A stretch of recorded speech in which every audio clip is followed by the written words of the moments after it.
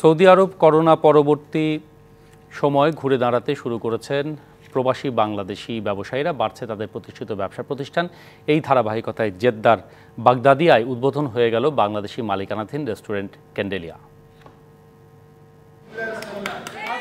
কুমিল্লার দাউদকান্দির সন্তান কবির হোসাইন মধ্যপ্রাচ্যের দেশ সৌদি আরবের শুরুটা করেছিলেন চাকরি দিয়ে। এখন তিনি উদ্যোক্তা, গড়ে তুলেছেন একাধিক প্রতিষ্ঠান। আমদানির পাশাপাশি রয়েছে ইলেকট্রনিক্সের ব্যবসা।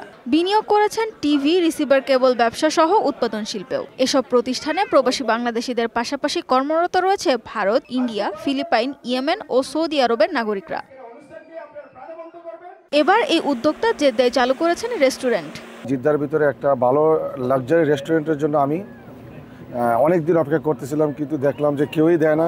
লাস্ট পর্যন্ত আমি নিজেই দিলাম, দিয়ে আমি চেষ্টা করলাম যে আমরা বাংলাদেশি একটা লাক্সারি রেস্টুরেন্ট যেখানে সবার একটা আকাঙ্ক্ষা ছিল।